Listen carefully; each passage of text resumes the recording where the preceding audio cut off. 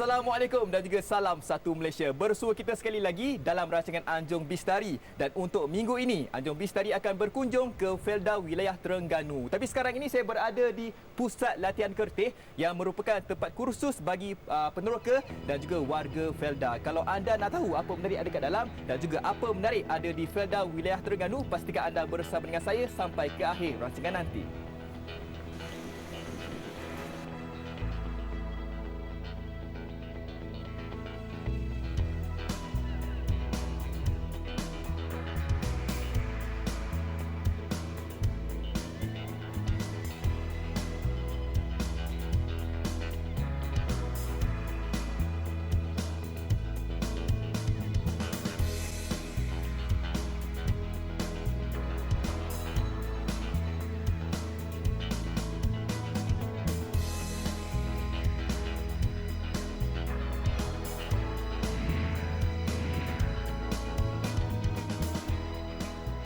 Perjalanan saya di Felda wilayah Terengganu bermula dari Pusat Latihan Kertih yang terletak sejauh 130 km daripada Kuala Terengganu. Pada permulaannya, pusat yang dibina pada tahun 2005 ini digunakan oleh Yayasan Felda iaitu Anak Syarikat Felda untuk tujuan tempat kursus. Namun pada 15 Julai 2008, unit latihan Felda telah memulakan operasi di pusat tersebut dalam mengendalikan aktiviti-aktiviti latihan dan pembangunan untuk kaki tangan dan peneroka Felda. Pusat ini dikendalikan oleh seorang pengurus bersama-sama dengan penyelia, pembantu takbir dan pemandu dalam memastikan pentadbirannya berjalan secara lancar dan efisien. Objektif utama ialah untuk memberi transformasi, meningkatkan prestasi khususnya kepada kaki tangan Felda dan juga memberi ilmu kepada warga khususnya anak-anak peneroka dan peneroka. Di Pusat Latihan Kertih ini kita ada kemudahan asrama dan tempat belajar dan juga tempat permainan sukan, dan bagi sesuatu khusus kita boleh tempatkan selama 200 peserta khusus. Selain itu kita ada untuk asrama lelaki, asrama perempuan dan juga pelbagai kemudahan sukan yang disediakan di tempat ini. Kewujudan Pusat Latihan Kertih yang ditadbir oleh Felda di bawah unit latihan Felda ini amat penting dan berguna untuk melahirkan modal insan dan dapat melahirkan ramai petugas yang berkualiti dan input kepada pembangunan masyarakat peneroka untuk kepentingan organisasi dan pentadbiran warga Felda buat masa kini dan akan datang. Felda wilayah Terengganu mempunyai 20 buah rancangan di sekitar Terengganu dengan berkeluasan 35,787 hektar. Tanaman sawit merupakan tanaman utama di sini dan secara tidak langsung menjana ekonomi setempat dengan jumlah kawasan penanaman meliputi seluas 34,838 hektar, manakala selebihnya merupakan tanaman getah. Bilangan peneroka di sini seramai 7,463 buah keluarga, manakala golongan belia pula mendominasi populasi penduduk di sini iaitu seramai 8,382 orang. Pentadbiran Felda wilayah Terengganu diketuai oleh Tuan Haji Abdul Malik Abdul Rani selaku pengurus besar di kawasan ini. Kita sekarang ini sedang menguruskan kerja tanam semula. Kita sedang membangunkan kerja-kerja tanam semula. Ada 9 rancangan daripada 20 rancangan ini sedang membangunkan kerja-kerja tanam semula, dan sekarang ni kerja-kerja itu berjalan berterusan dengan baiklah, insya-Allah. Kita ada buat satu program yang dinamakan program Mesra Felda Peringkat Rancangan. Program ini program sehari bersama peneroka, yang mana di waktu paginya pegawai-pegawai kanan daripada pejabat wilayah Terengganu ini, pejabat Felda wilayah Terengganu ini akan membuat lawatan kawasan kampung, berjumpa dengan peneroka-peneroka, naik rumah peneroka, lawat kawasan kampung. Saya juga menaruh harapan yang tinggi supaya peneroka-peneroka mendapat pendapatan yang baik, mendapat pendapatan yang lumayan. Kemudian daripada pendapatan yang lumayan itu dibelanjakan ke arah kebaikan.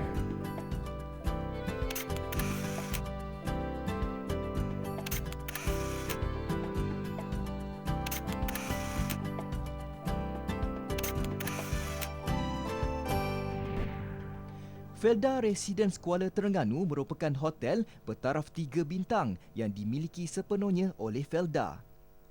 Terletak di tengah-tengah Bandaraya Kuala Terengganu dan berhadapan dengan Sungai Terengganu, hotel yang berkapasiti 100 buah bilik ini merupakan tempat persinggahan yang ideal bagi mereka yang menjalankan perniagaan maupun yang ingin bersantai.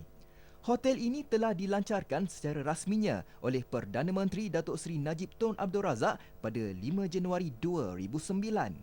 Ia mempunyai seramai 72 orang pekerja dan diketuai oleh Encik Syahrir Nealis Amir selaku pengurusnya. Hotel Felda Residence Kuala Terengganu ini mempunyai 100 unit bilik penginapan di mana sebahagian daripada bilik penginapan tersebut berpanoramakan Bandaraya Kuala Terengganu yang juga dikenali sebagai Bandaraya Warisan Pesisir Pantai, manakala sebahagiannya pula adalah berpanoramakan Sungai Kuala Terengganu yang indah. Hotel Felda Residence Kuala Terengganu ini diurus tadbir oleh Felda Travel Sdn Bhd, iaitu salah sebuah anak syarikat Felda Holdings Berhad, manakala penyediaan makanan dan minuman pula dikendalikan oleh Disaji Restoran Cafe, iaitu anak syarikat kepada Felda Disaji Sdn Bhd.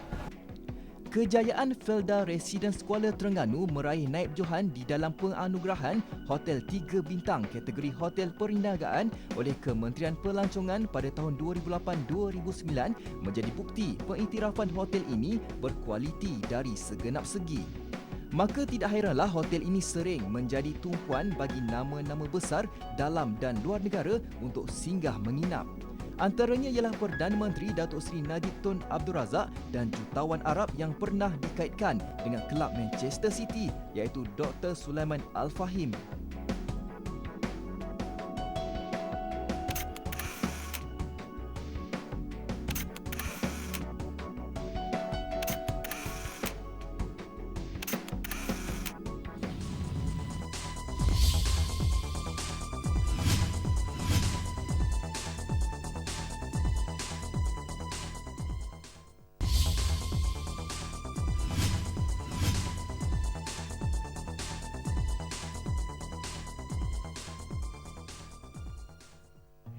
Felda Bukit Bading yang terletak di Mukim Penghulu Diman, Ajil, Terengganu mula dibangunkan pada tahun 1963 dengan keluasan sebanyak 2,736.5 hektar.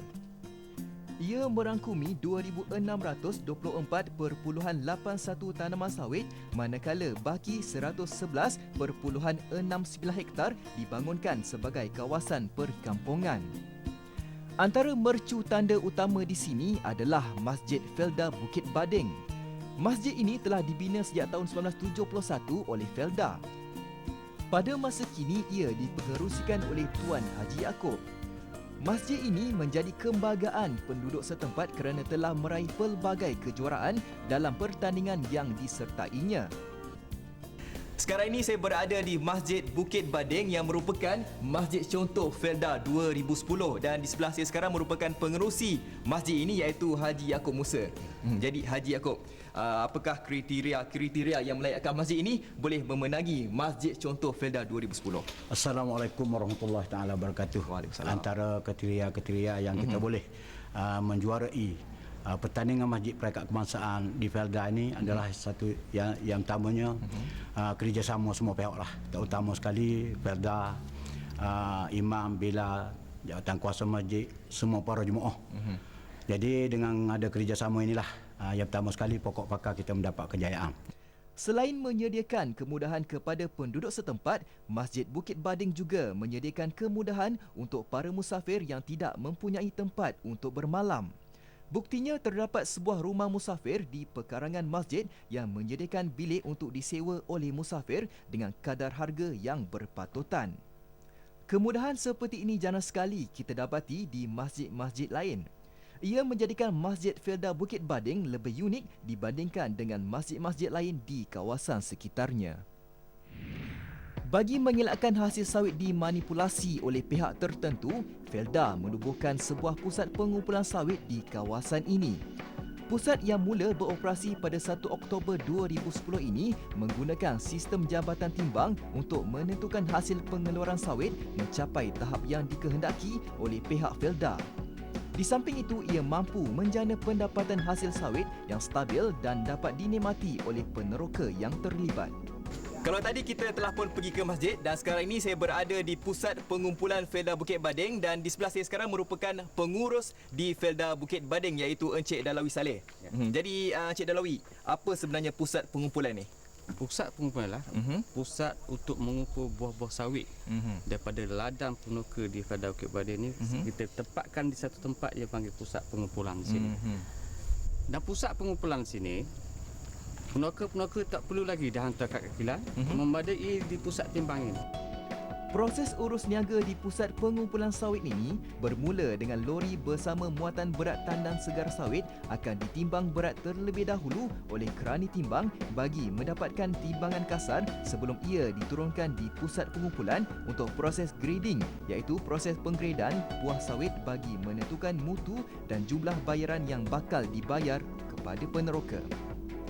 Selepas itu, lori berkenaan akan melalui proses timbangan tanpa muatan bagi mendapatkan berat sebenar tanpa muatan. Berat bersih tandan segar sawit akan diperolehi melalui proses pengiraan yang dilakukan oleh petugas jambatan timbang. Selepas melihat proses penimbangan sawit, saya dimaklumkan berat tandan segar kelapa sawit tersebut akan dibawa ke kilang sawit yang terletak di Felda Jerangau untuk operasi pemprosesan sawit. Mula ditubuhkan pada tahun 2006, kilang sawit Jerangau memulakan operasinya pada tahun 2008. Di sini berat tandan bersih kelapa sawit yang diterima daripada ladang akan melalui satu sistem pemprosesan bagi mendapatkan minyak sawit mentah mengikut spesifikasi yang telah ditetapkan.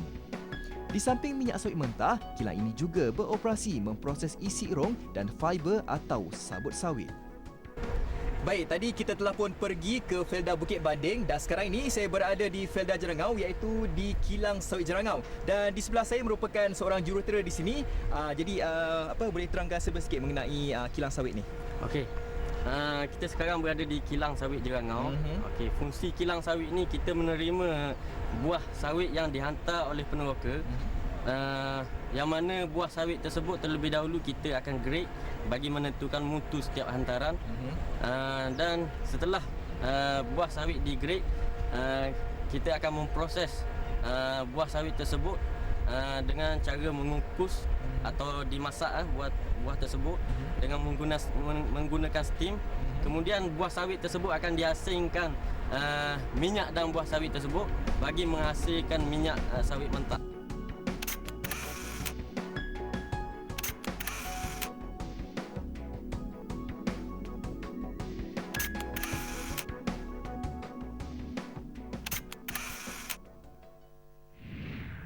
Golongan orang kurang upaya atau OKU berhak mendapatkan peluang pendidikan, kesamarataan dan berintegrasi di dalam kelompok masyarakat normal.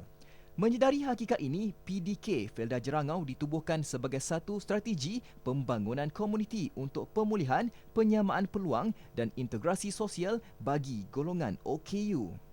Mula ditubuhkan sejak tahun 2001 lagi, pusat ini pada awalnya beroperasi di sebuah rumah peneroka dengan kadar sewaan sebanyak RM150 sebulan. Namun bermula dari 1 Jun 2005, PDK Felda Jerangau telah berpindah ke bangunannya sendiri hinggalah ke hari ini.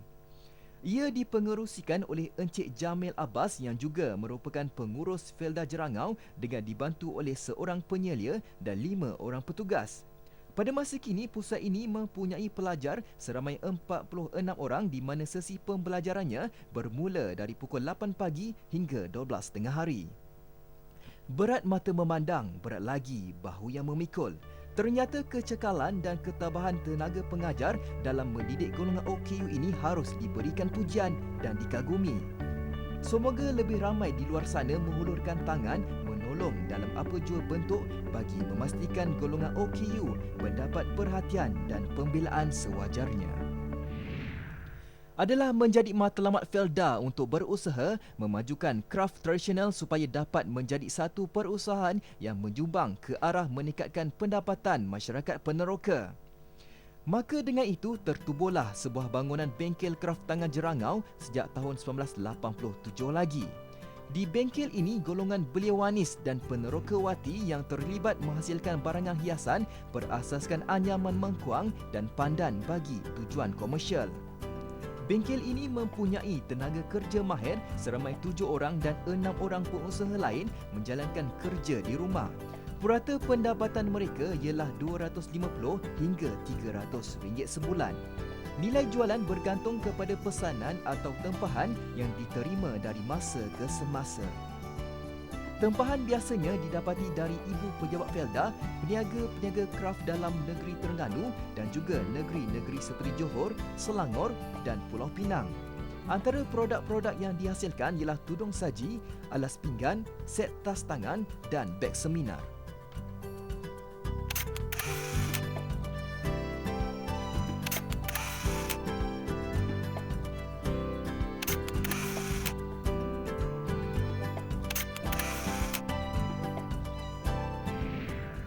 Pendedahan teknologi ICT kepada masyarakat peneroka menjadi teras utama dalam penubuhan medan info desa di Felda Jerangau ini. Pusat ini boleh diibaratkan sebagai perhubungan ICT bagi penduduk setempat yang bertujuan memperkasakan penggunaan ICT dalam kehidupan seharian mereka. Dilancarkan pada 26 Jun 2003, pusat ini beroperasi penuh pada 1 Ogos 2003 di bangunan JKKR Felda Jerangau di bawah kelolaan Kementerian Luar Bandar dan Wilayah dan Lembaga Kemajuan Terengganu Tengah atau Ketengah. Dikenali sebagai pusat e-komuniti sebelum ini, Medan Info Desa menawarkan perkhidmatan internet, memperbaiki komputer, penjualan barangan komputer dan juga kursus-kursus asas berkaitan dengan bidang ICT. Waktu operasi harian adalah pada pukul 8.30 pagi hingga 5 petang.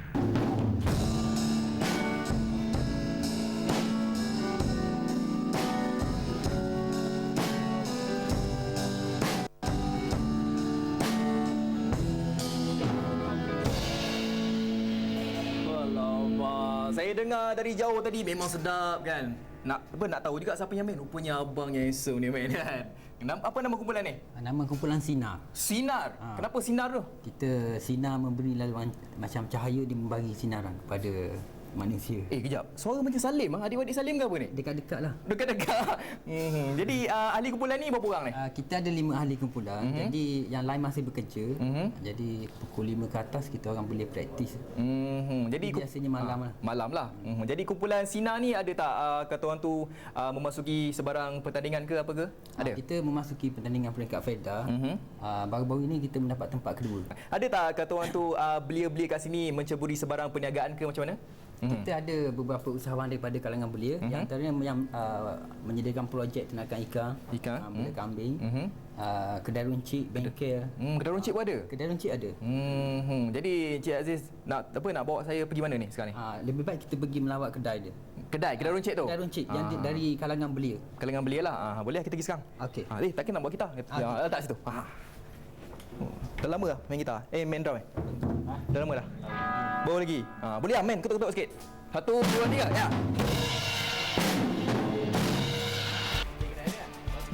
Persatuan Belia Felda Jerangau ditubuhkan pada tahun 2008 di bawah naungan Majlis Belia Felda Malaysia MBFM. Persatuan yang dipengerusikan oleh Encik Muhammad Azani Abdul Aziz begitu aktif dalam menjalankan kegiatan-kegiatan yang melibatkan penyertaan warga belia. Buktinya mereka pernah memenangi anugerah Persatuan Belia Terbaik Wilayah Terengganu, seterusnya terpilih mewakili wilayah Terengganu ke pertandingan Belia Felda Malaysia 2010.